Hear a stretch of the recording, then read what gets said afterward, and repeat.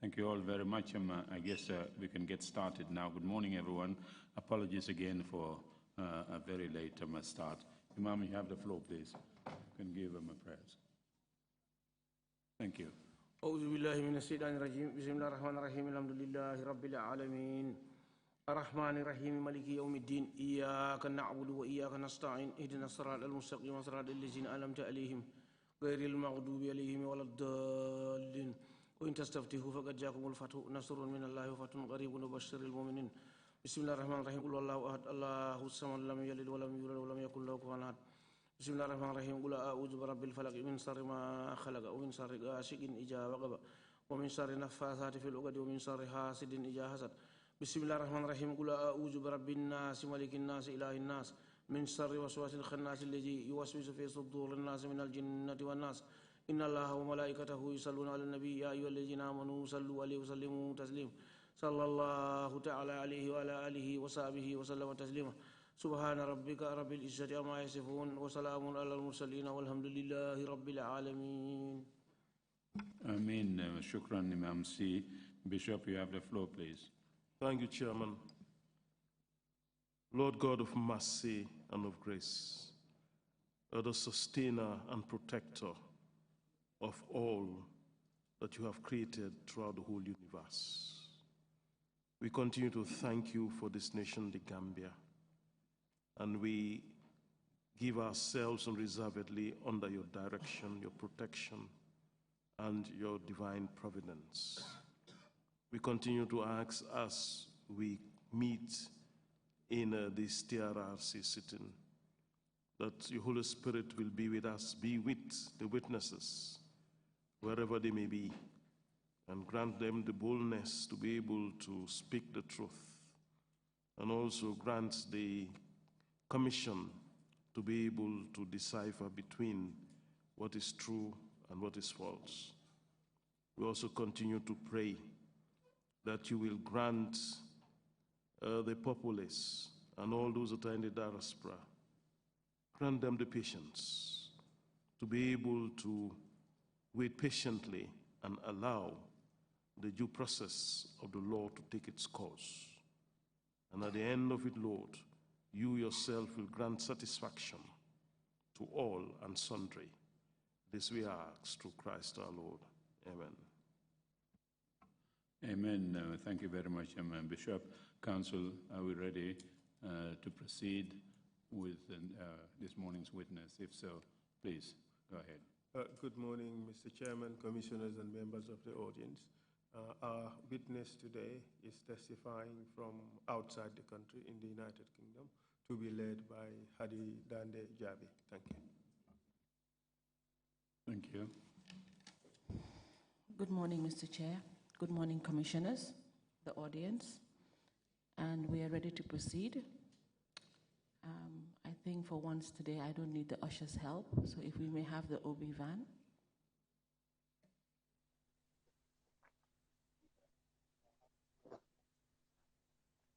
Good morning, Mr. Witness. Morning. Can you hear me properly, and are you comfortable? Yeah, I can hear you clear and loud and clear, yeah. Thank you very much for your willingness to testify on the TRRC. You're welcome. And my duty today will be to take you through your testimony before the commissioners. Yep. Hello, can you hear me? Yeah, that's fine, yeah. Okay. And you have opted to speak in the English language today. Yeah. Okay. Thank you very much. Can you tell us your name? You're welcome. Ebrahima Yarbo. Thank you, Mr. Yarbo. Mr. Yarbo, for today, I shall be taking you through some issues before this commission. Yep.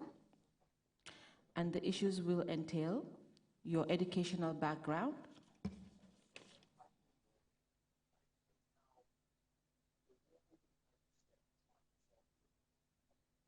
it will also entail your work history, your encounter with the National Intelligence Agency, commonly known as the NIA, the intervention by the police to help with your arrest, your arrest and detention at the NIA headquarters, the conditions under which you were detained, your consequent charge and trial,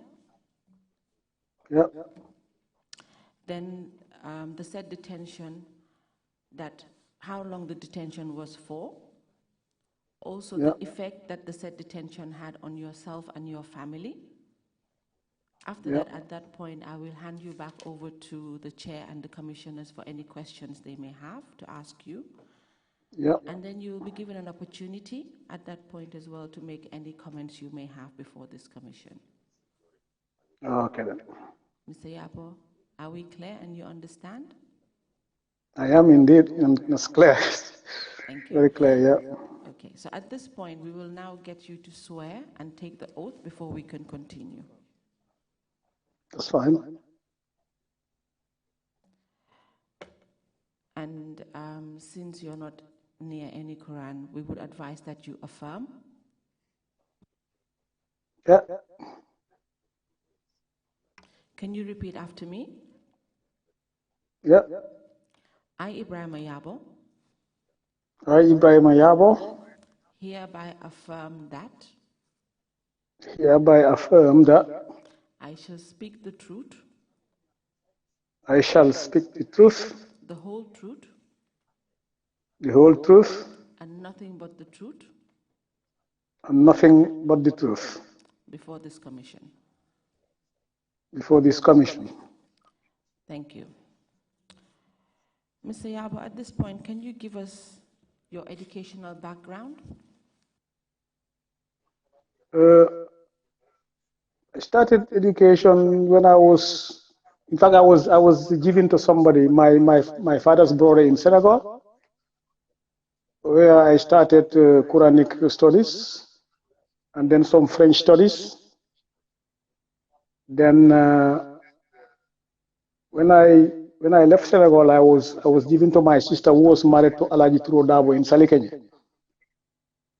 And then I completed my primary school in Salikenya, starting with primary 4. And then I passed the common entrance in 1972 and went to Armitage High School. Then from 1972 to 1977, I did my higher education and finished in 1977. Then And then can you tell us what else you did? I applied for a job from to many institutions, and I was all the time successful. In fact, I was thinking of doing veterinary medicine.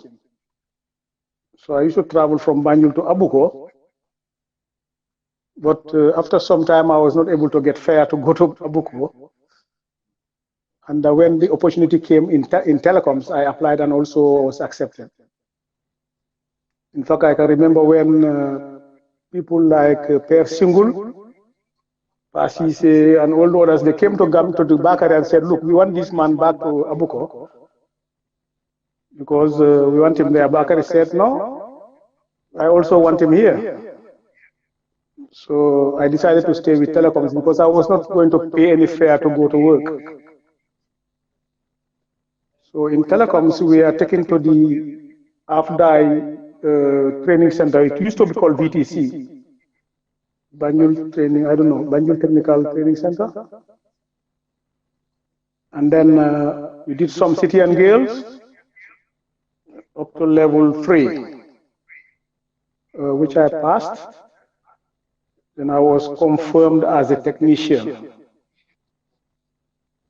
Now, I was attached to the telex section of telecoms department. Mr. Yarbo, sorry, can you give us the year when you were appointed as a technician?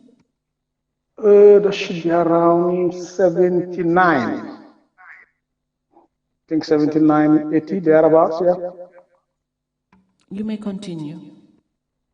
And then after being in the telex for some time, I was sent to the UK to do some industrial training. And I went to the Kevlon Wireless College in Penzance. After some months, then I also went to Cambridge. There was a factory called Pi. They manufacture microwave systems. I did also some training there. The whole training lasted about 6 months. Then I came back maybe around 80. And then in 1981, shortly after the abortive coup, I was sent back to the UK to do proper academic training. That was in 1982, I think.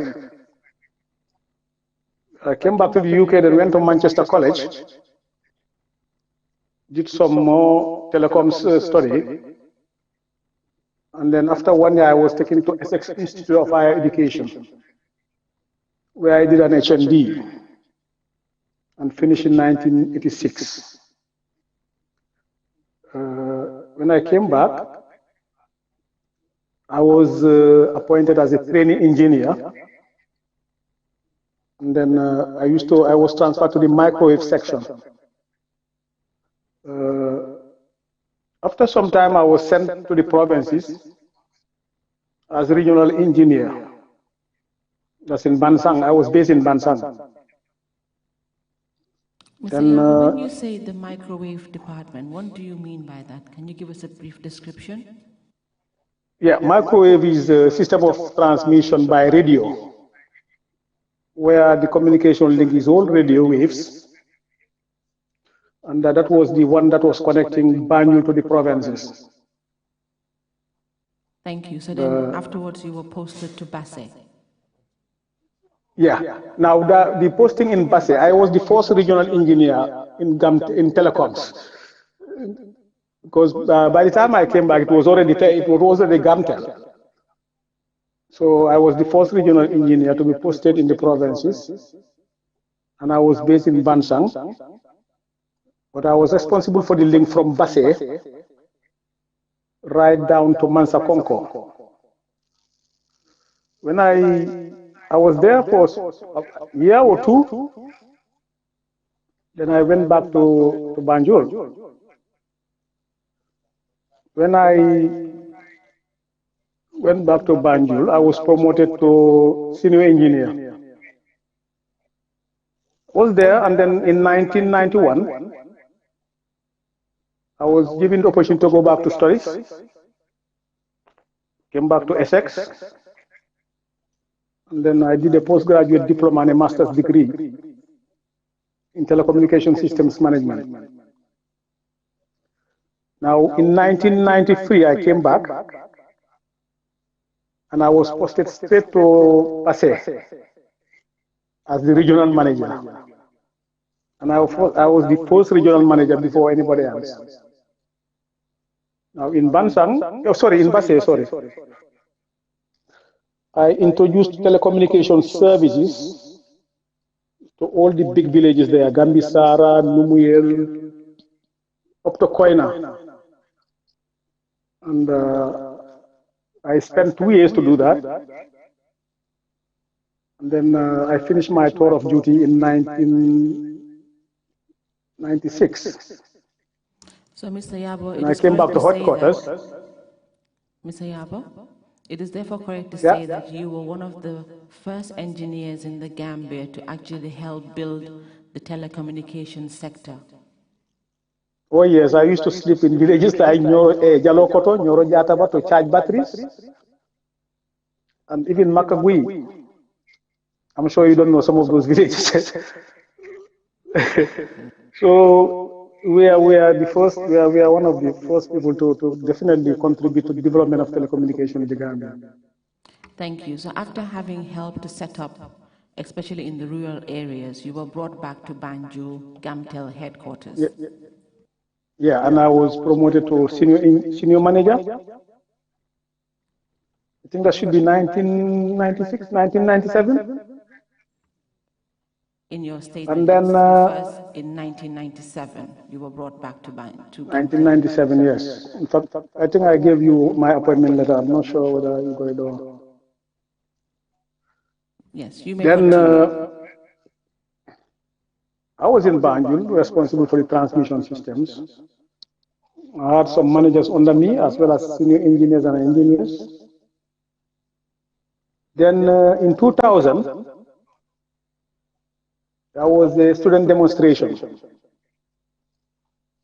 And I remember very well, I was standing in front of the Gamtel house, trying to convince the students not to do anything with Gamtel, because there's an asset for the nation. But then I was also very close to some students as well. They used to come to me, and then I'd give them lunch and help them. But then after the demonstration, sometime in 2000, I think, yeah, one Mansour Bakol told me that you are wanted. In fact, I was called by the NIA, and they said they wanted to see me. Sorry, Mr. I said, for what? Do you remember the month in which you were called in 2000 by the NIA? Oh.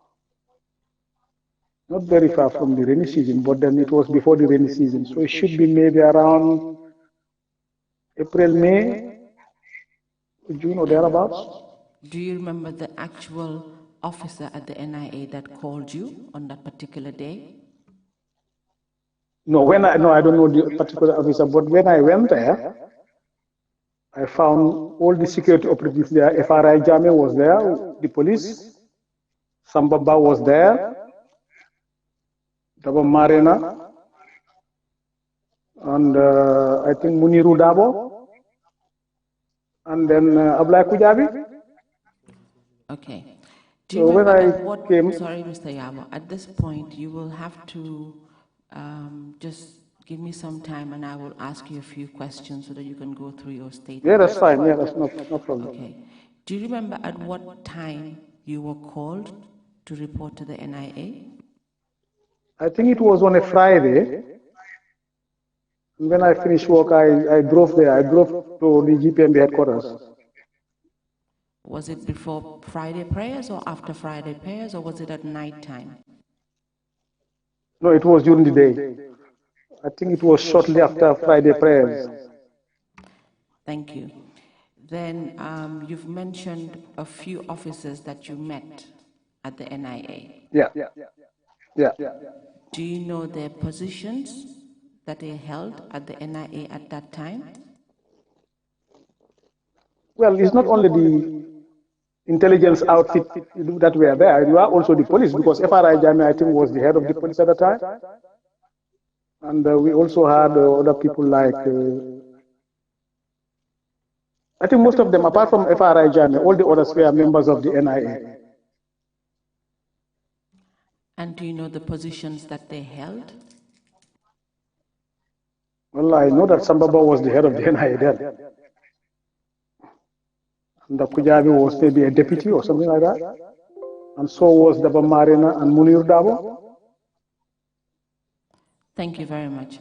So when you reported to the NIA, can you tell us what happened next? Well, they greeted me, said, Mr. Yarbo, welcome. I said, thank you. They told me that they wanted to switch off Citizen FM. I think this was belonging to Babu Karge. I think if I late Babu Karge. And they said they wanted to go with me to switch it off. I told them, look, that's not part of my job description. Because to go and switch off a station, especially an FM station, is so easy. So I told them, look, I cannot do that. They said, okay, no problem. If you cannot do it, that's fine. Mr. Yarbo, when they called you on the phone and said you needed to report to NIA. Did they tell you the reason why at that point? No. I was a bit scared because I was called by the NIA at that time. There's no good news. So the only reason why they called you, as you found out when you got to the NIA, was to assist them to turn off a private FM radio. Radio station, yeah.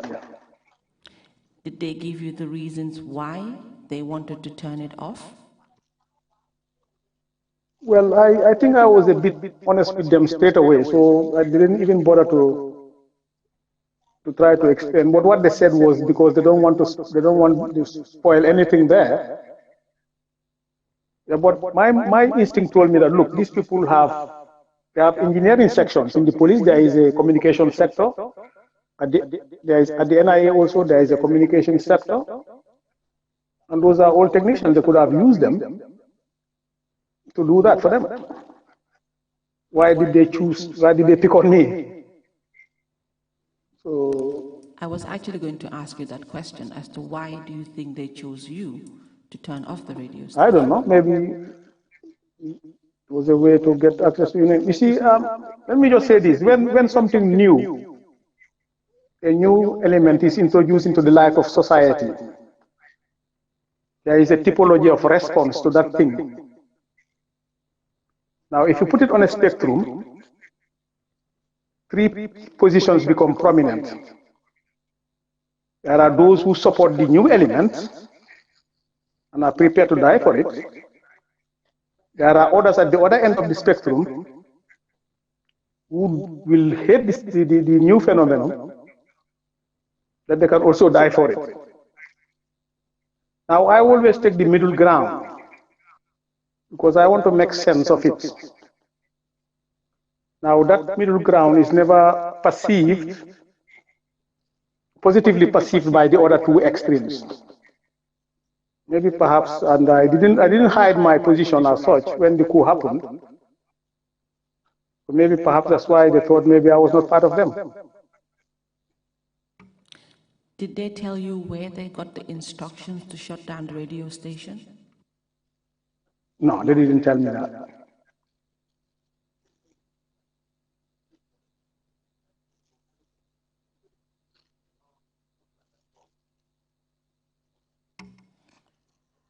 You were not one of the supporters of the coup. That is correct. Well, I don't think a coup is something to be supported because it's a sort of a crime in the sense that it doesn't go with the Constitution. One, number 2. Your position clear to them. Yeah, well, I think I did, yeah. So can you continue to tell us what happened when you refused to go with them to turn off the radio station? After a month or 2, I think when I refused, they must have gone to the then president, Yaya, and told him that, look, this guy is not in support of the cause, the revolution, so-called revolution. So after some time, I was just, there were some people visiting me, like one Francisco Caso came to my office one time and said he wanted some radio frequency for communication purposes.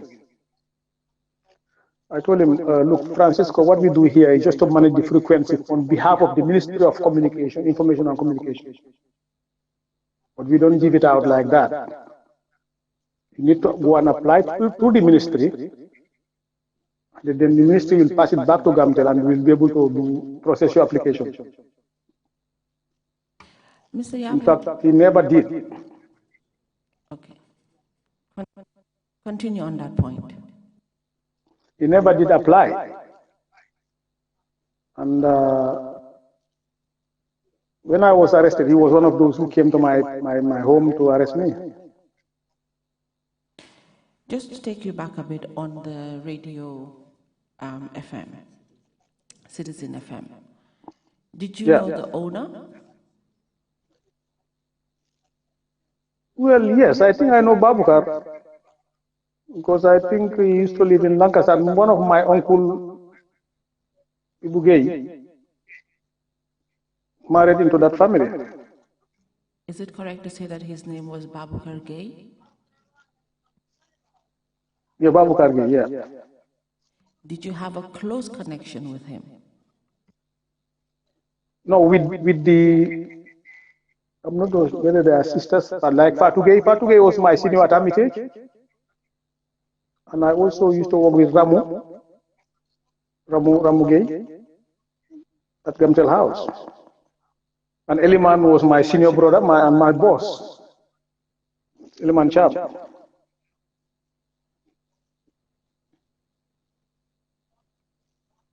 We received evidence that Citizen FM at that time was one of the main critics of the then government. Were you aware of that? Yes. Of course, I was aware of that, yeah.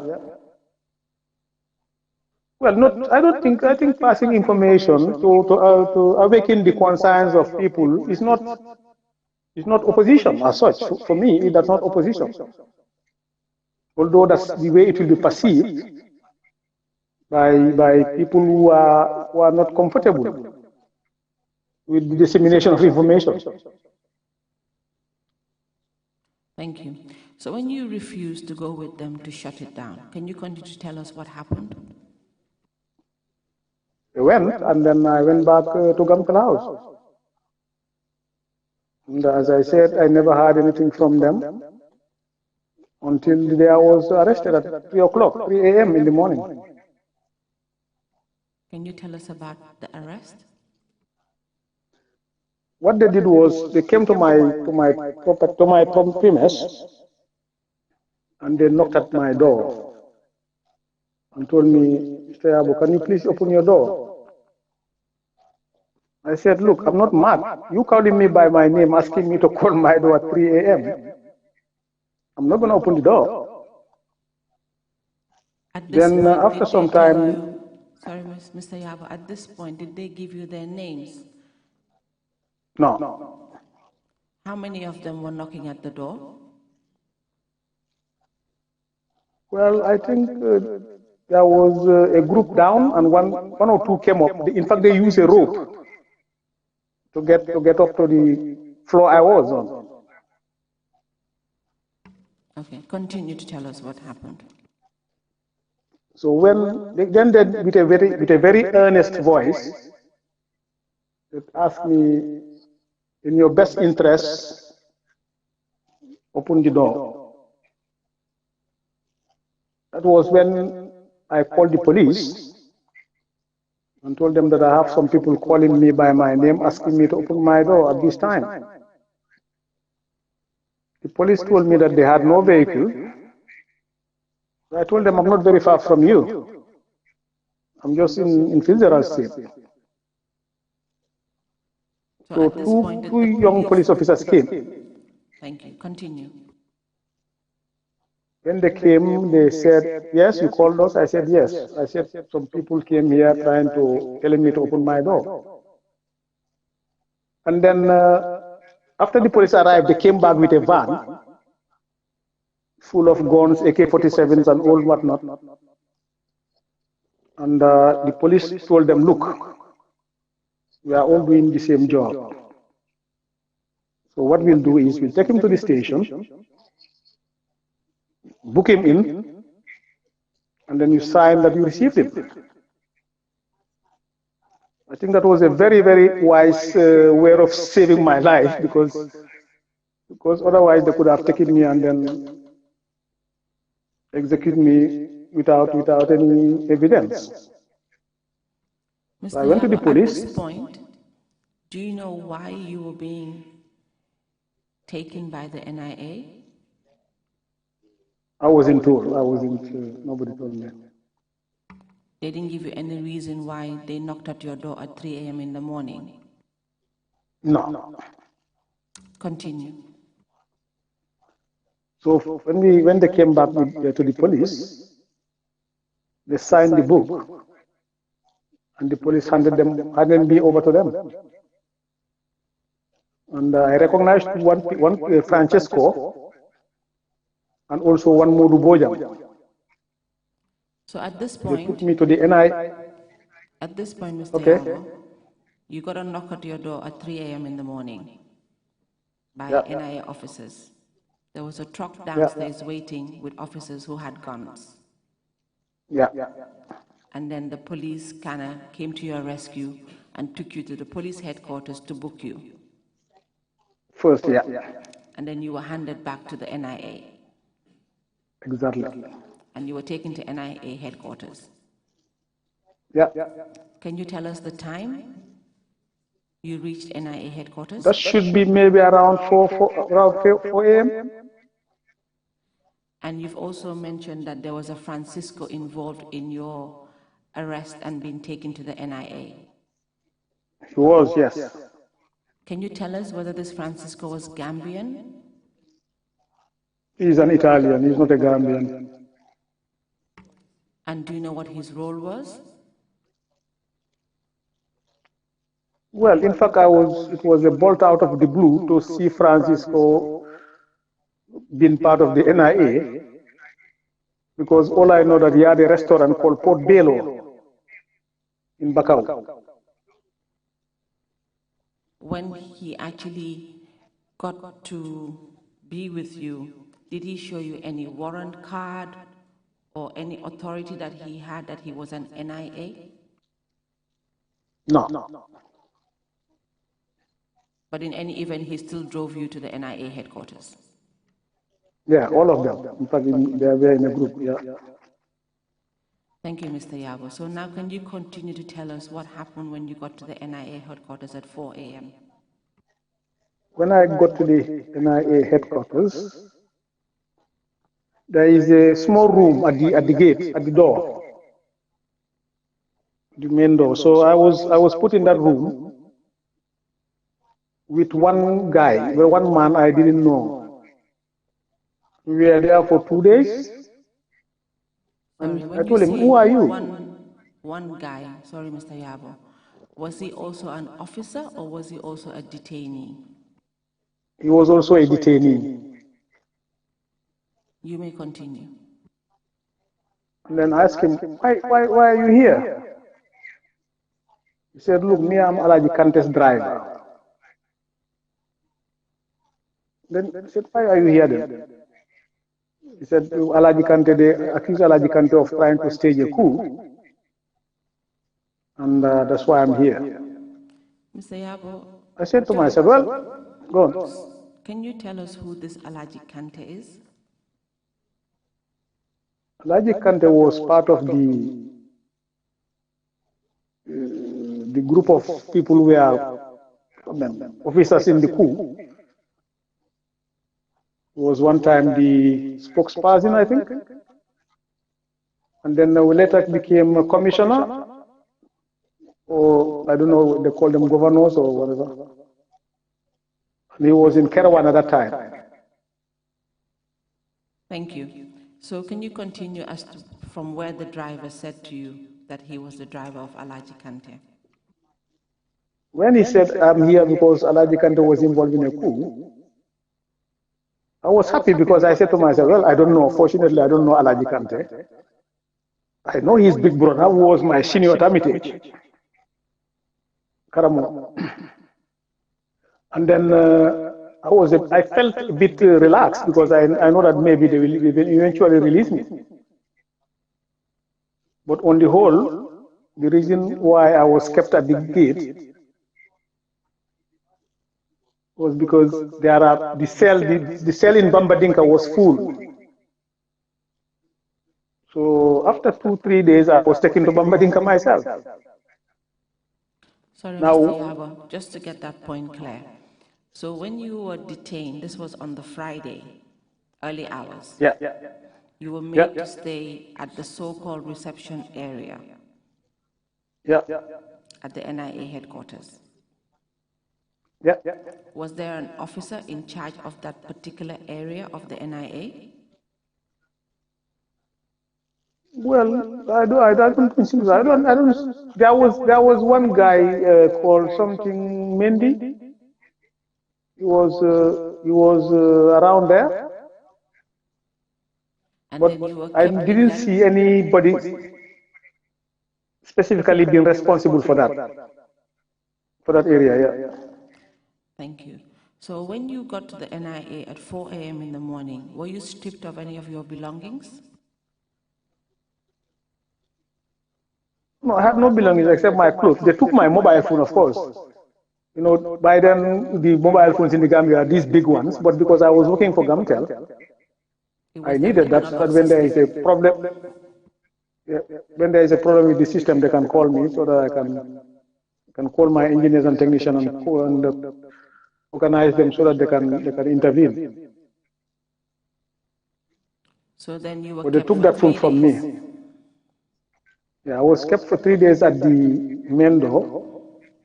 Which is the so-called And then I reception was area. exactly. And then I was moved to the Bambadinka. Now that place was hell because we had to sleep on the floor. And once they finish work and you are left there, you cannot go to the toilet. You cannot ease yourself. You have to wait until in the morning when they come back to work. It was terrible. So, Mr. Yarbo, you're telling us that in those 3 days that you were kept in that so-called reception area, once the officers are off work, you're no longer allowed or given permission to use the toilet? No. Were you given Because this is why it's called Bambadinka. Not that it's a hole down on the ground, but it's far away from people. The gate man will be at the gate at night, and even if you shout, he will never hear you. So, Mr. Yarbo, this is now the point where you have been moved from the reception area to a cell. Yeah, a proper cell. Can you tell us the conditions of the cell that you were put in? Very bad. Because you have to, as I said, you have to sleep on the floor. Can you imagine, even on a soft bed, when you keep on lying on the same position for some while, you're bound to feel some pain in your body. And this is how we are for 21 days. No washing, no bath, nothing. And they used to bring us rotten food. I remember on one occasion, they brought a sandwich, and when I opened it, I saw drawing pins inside. No, stapling pins inside. Since then, I advise my colleagues not to eat the food or let them eat it with caution. Thank you, Mr. Yarbo. So the condition of the cell was inhumane. The food was Very inhumane. terrible, and in a condition that could not be eaten. Exactly. And in your statement, you also mentioned, and you just did, some colleagues, that you were with some colleagues. Can you give us the name of the said colleagues that you were with? Yeah, Barrow was there, one Mr. Ebrahima Barrow. He was a very close friend of Francesco. He was there with me. By then, Omar Dabo and Lieutenant Omar Dabo and Lieutenant Jalo Jeita were moved to prison. Maybe that's why they kept us at the reception area at the beginning, because they always like to separate people who have the same case. Mr. Yarbo, how many of you were arrested in this particular instance concerning the issue? Yeah, we had Alaji Kante escaped. He went to Dakar. Soldau also was mentioned, but I don't know Soldau. I know one Ablai Sanyang also. He was a military guy, and later on they wanted to use him against us, and he escaped. Then you have Lieutenant Lalo Jaite, and Lieutenant Omar Dabo, and myself, Mamadou Marena, Ebrahima Barrow, and Mamadou Dumo Saho. So were you all at the NIA at the same time? Well, when I was there, Dumo came and found me there, and he was at the reception with me. But later on, we are all transferred to the Bambadinka cell. In your statement, you have mentioned that you were not at any point tortured. Well, when I said not torture, I mean physical torture. Can you explain to the Commission? There was no physical, no beating or anything like that. Because I warned them against that. But I'm going to tell you whatever you ask me, I'm going to tell you the truth. But I don't want you to raise your hands on me. Some of them were wise enough to hack into what I said. Because there was a guy there who was their senior, Sukuta Jame. The morning he'll come, he'll take me out of the cell and bring me breakfast. Well, I don't know whether the gesture was to extract information out of me, but I was very grateful. Did you suffer any other form of torture? Well, mental torture, yes, especially in Mile 2 prisons. Within the NIA, it was the same thing, the same routine torture. That means, you see, the first day of imprisonment is very trying, especially if to the horror of captivity is added the horror of solitude.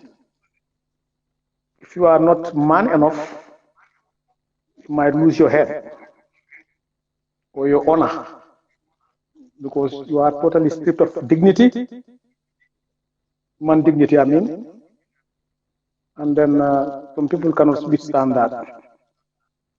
But fortunately, we are able to do so, both at the NIA and also in Mile 2 central prisons.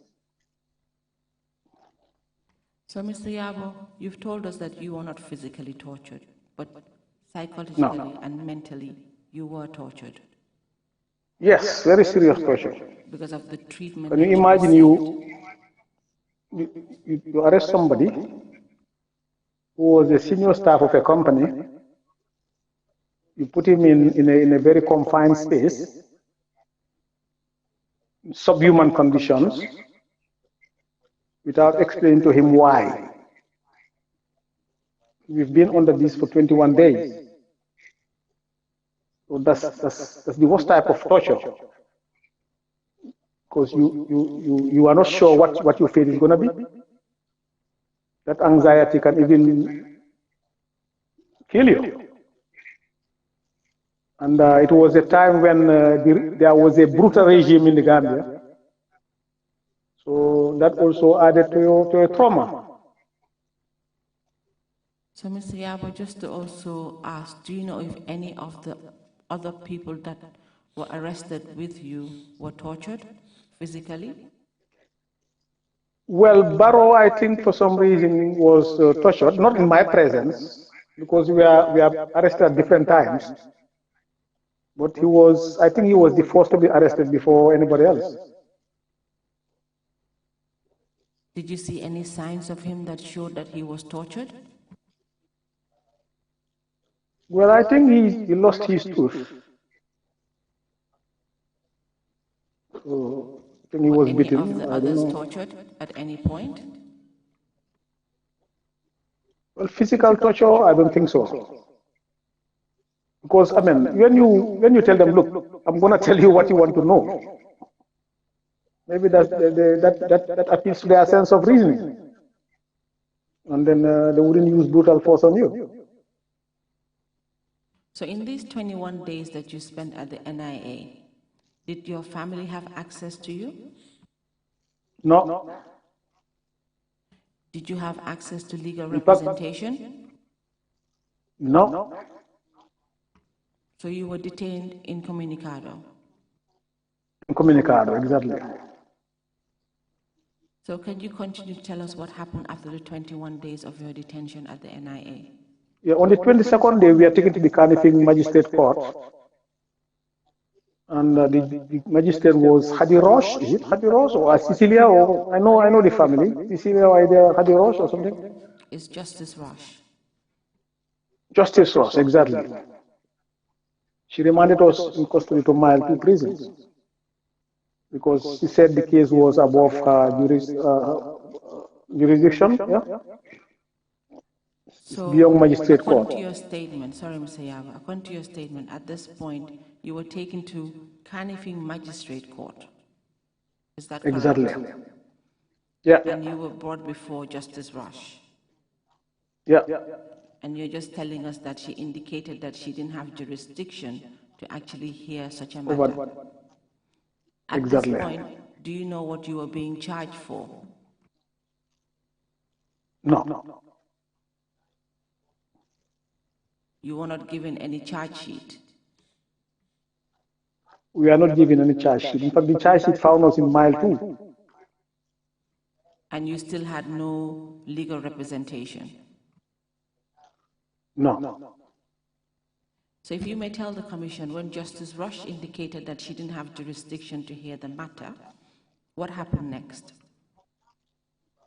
Then we are remanded in custody at the Mile 2 Central Prisons, maximum security wing, and I was in cell number 4. In fact, cell block number 4 is a block with so many small cells. And I remember very well my cell was opposite the main gate, the main door. It was next to the cell Chair Sinseka was. And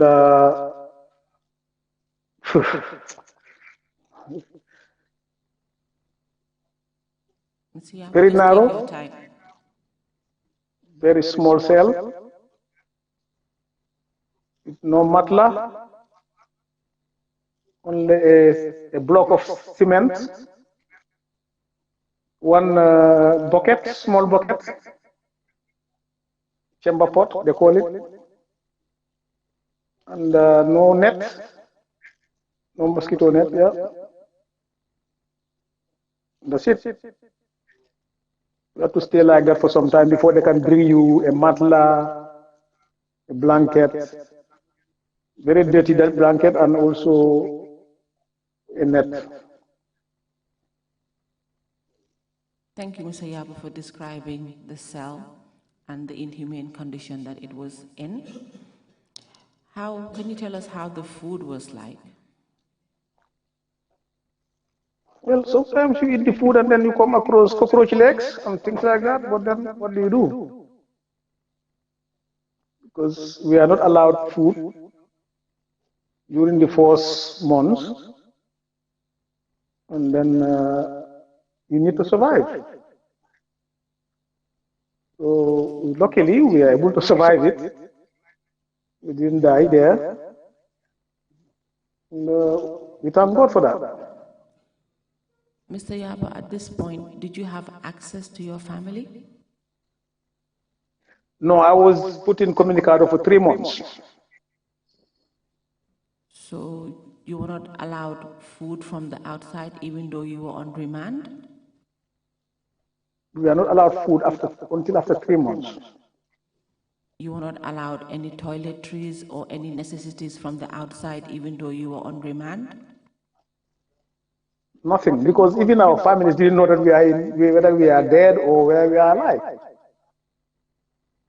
Because from the NIA, you were taken to a court, the court remanded you, and there was nobody to communicate that to your family. The only thing what happened after 3 months was the Red Cross started coming in, and they were inquiring about us. Unfortunately, they met me and told me to write a short letter to my family to show them that I'm alive. That's what happened. So after the Red Cross was able to assist you to write to your family, they then had access to them and you had access to see them? Exactly. They started coming in and bringing in provisions like bread, sardines, from beef and stuff like that. But they were not allowed to bring in cooked food. And these provisions were given to you when brought by your family? Yeah. So then... Because as I said... Go ahead. Go on. You know, when you are in an environment where there is, you have lost your liberty, you need to behave yourself properly. And understand that maybe you'll be able to fight when you go out. Now, I had some prison officers who were very helpful when I was there. And sometimes the provisions were passed through them and they will bring it to me. Thank you, Mr. Yarbo. And then you were there for 3 months. You were not able to access your family, and they had access to you. Yeah. Can you tell us what happened after that? After that, they brought in the charge sheet that we are charged with treason, but we have to go to court. Yeah, court. So you were actually served with the charge sheet in Mile 2 prisons? Yeah, the charge sheet came to Mile 2 to indicate when the court will start. At this point, did they now allow you to have access to a lawyer? Yes, I remember my lawyer was Usman Silla. But then the former team, there was Usman Silla, Usainu Dabo, Batambedo, and my Fati. Now, when the case started, shortly after Ba left for international appointment, but the others remained. Usman Silla was there, Lawyer Dabo was there, my Fati was there, and those were the 3 lawyers we had. Were these lawyers representing all of the accused persons or just yourself? No, all of the accused persons. We all had our lawyer. My lawyer was Usman Silla. Now, Usainu Dabo decided to volunteer for Marina, Modu Marina. And I think my Fati was for Baro, something, or Dumo, I don't know. But I think Dumo's lawyer was initially Batambedo.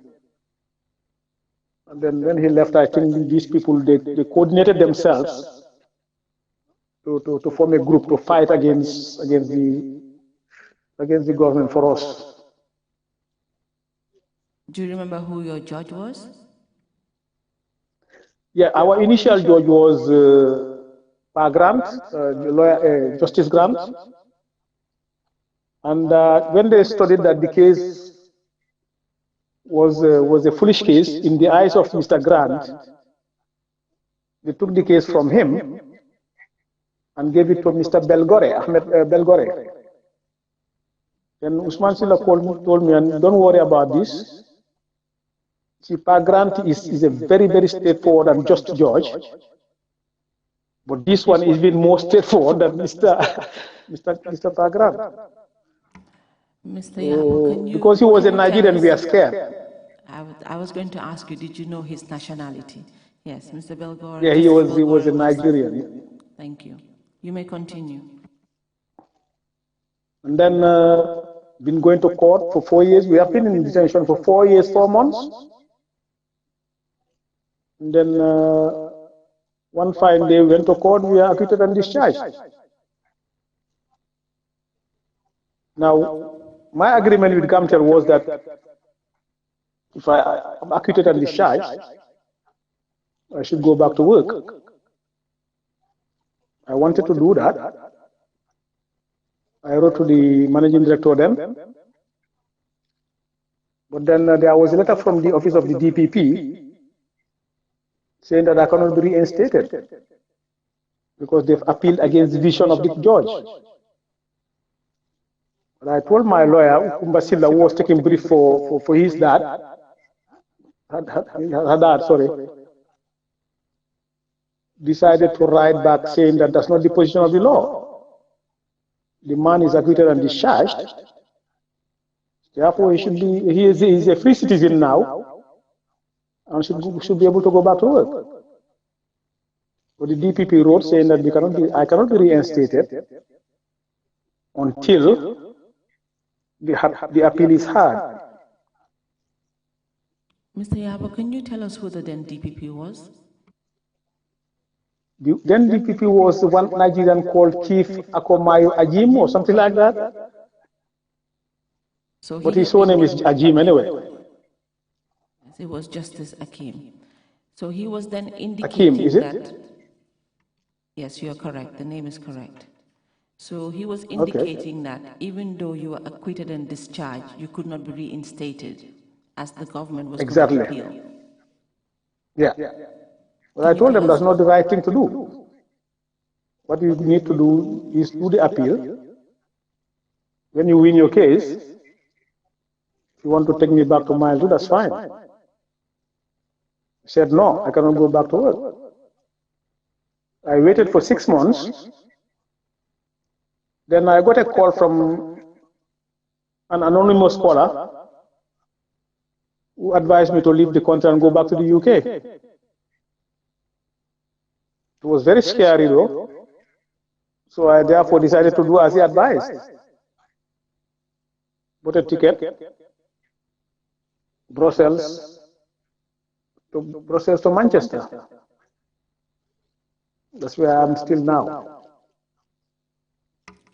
So, Mr. Yarbo, this started when you were arrested on a Friday by the NIA, where you spent 21 days and was later transferred to Mile 2 Central Prisons on remand. For 4 years, 4 months, sorry. Yes, where you were taken to trial and it lasted for 4 years and 4 months. And you were acquitted and discharged. And the government refused to reinstate you into your position at Gamtel. Exactly, and I was not given a dismissal letter. I was given no termination letter. And I was given no early retirement letter. And so it's hanging like that until today. And this fact forced you to leave the jurisdiction and go into exile in Manchester, in the United Kingdom? For 12 years. Mr. Yarbo, can you tell us the effect that this had on you and your family? Very bad effect. Number one, my kids, when I was leaving, my kids were very young. They were in primary school. And then when I came here, it was not easy. I was admitted easily because of my qualification. Otherwise, I would have been still applying for visas and visas and visas. But fortunately, when I applied, they gave me indefinite leave to remain.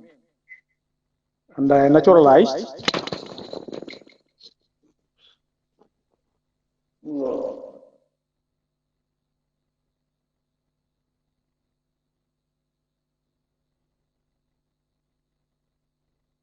Mr. Yarbo, you may continue. Can you still hear us?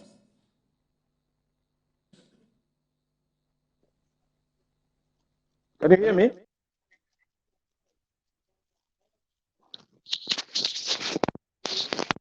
Hello? I can hear you. You may continue.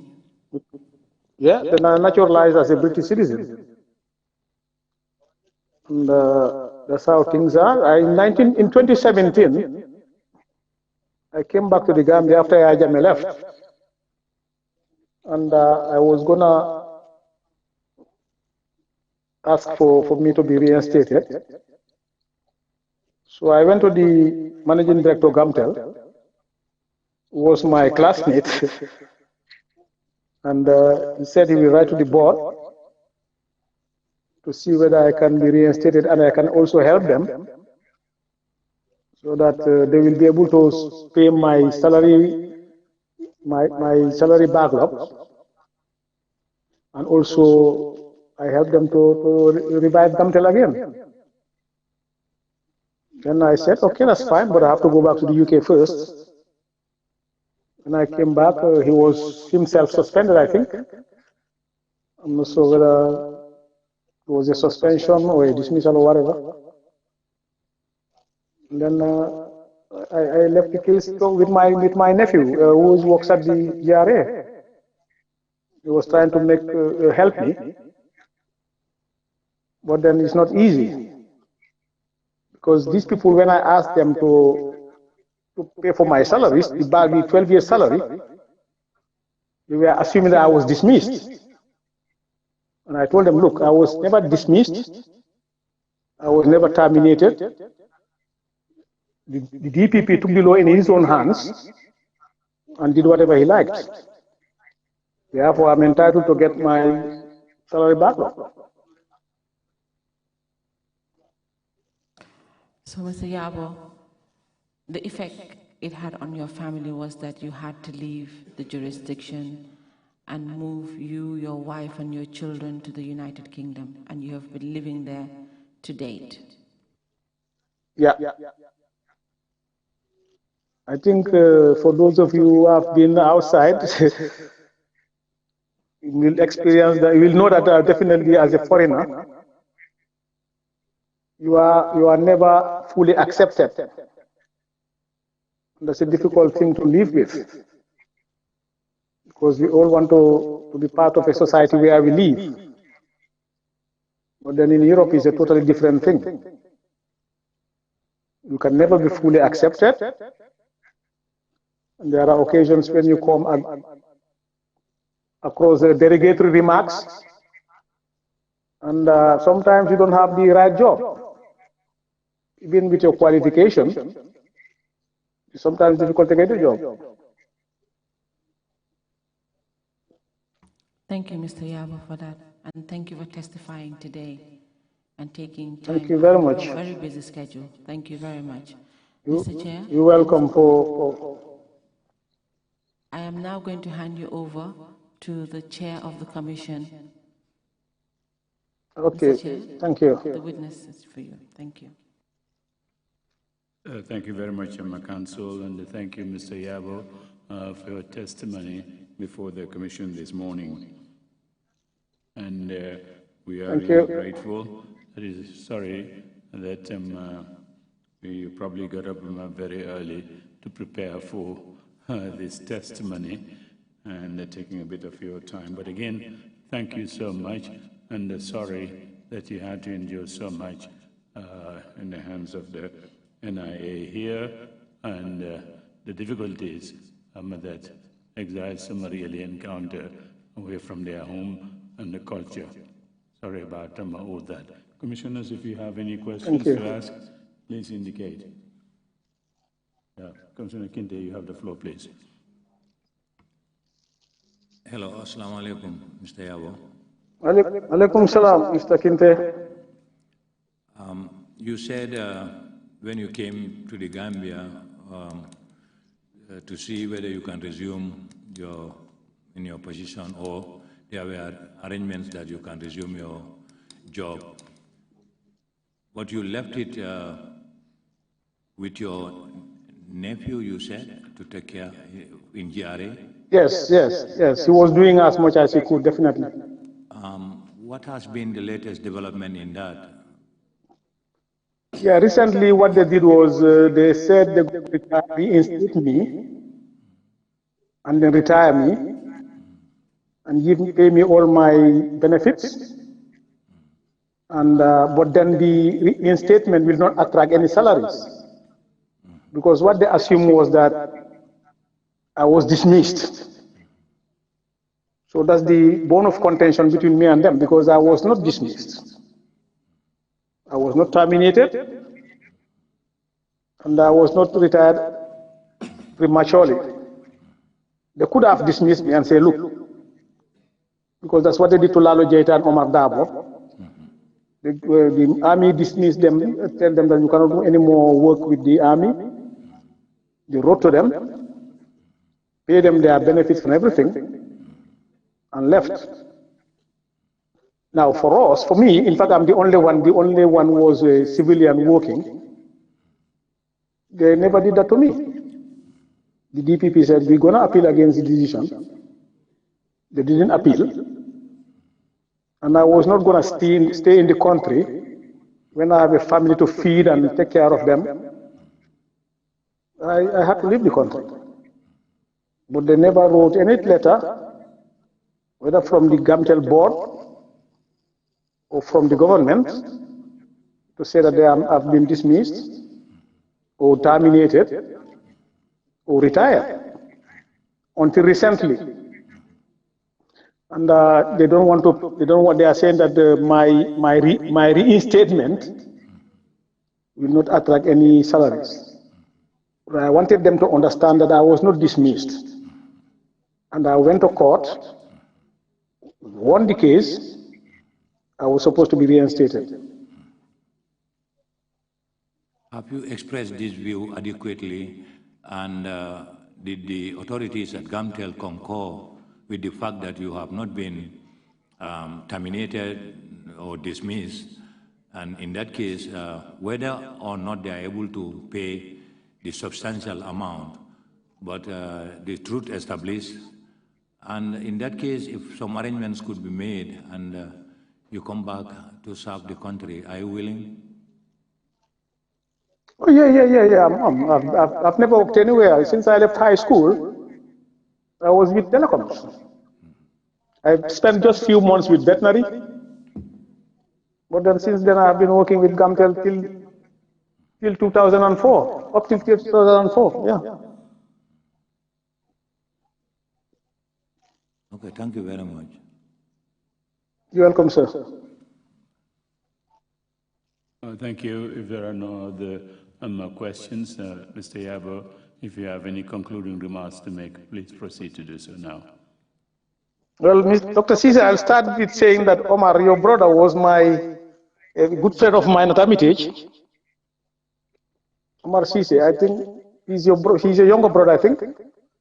Yes, indeed, he's my younger brother. What kunda were you in? Yeah, he used to tell me in Armitage. What kunda were you in? I was in Hamlin. Bad one. And I was an alcalo of Hamlin at one time. Thank you. Yes, you may proceed, please, if you have any concluding remarks to make. Yeah, I think all I'm going to say is that,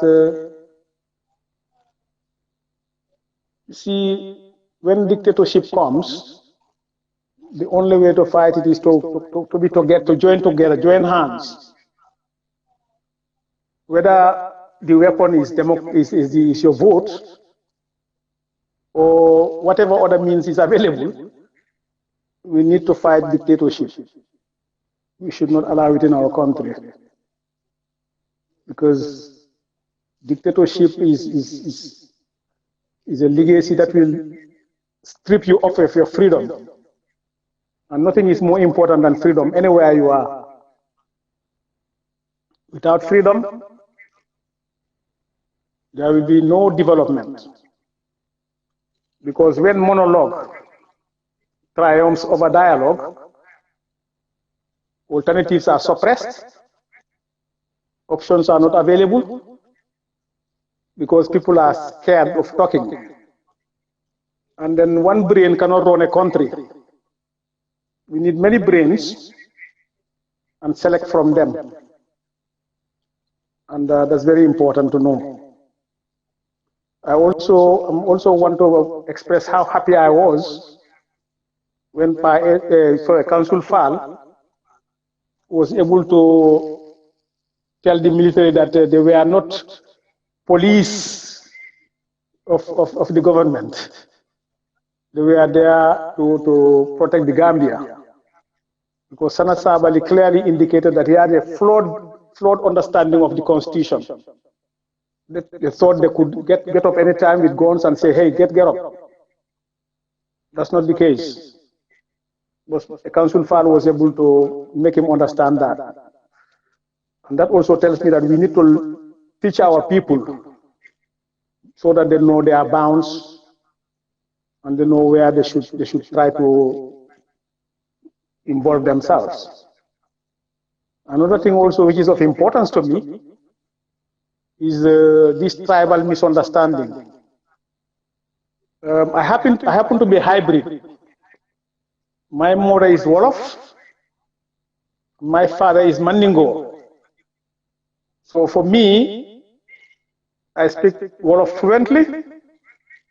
In fact, better than some people who call themselves Wolofs, because my mother is a Fana.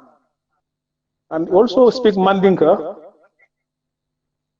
as fluently as any other Mandinka, because my father originally is from Kiang.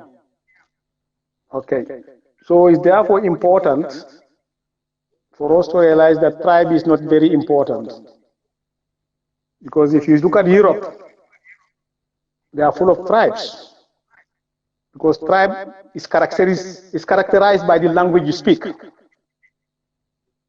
But then you have different languages in Europe: English, French, German or whatever, Polish, Italian, Spanish, but they are able to understand each other. Why can't the Mandinka and the Wolof can't see eye to eye? It's not good.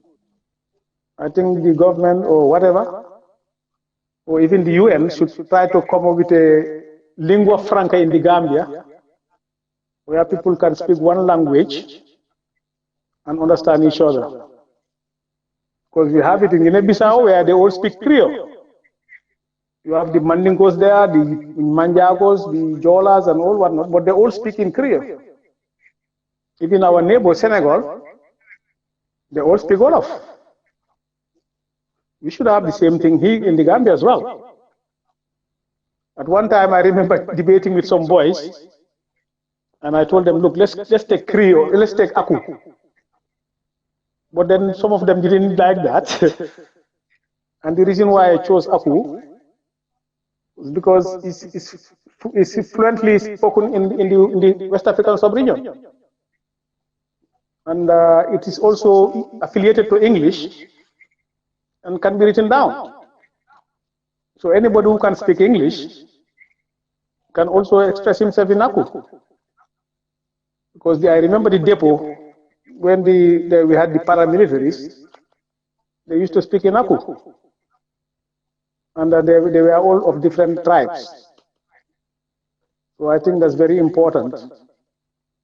And also when there is dictatorship, we should try to be honest with them, tell them the truth. We should not fear. Fear is our enemy. We should tell them the truth.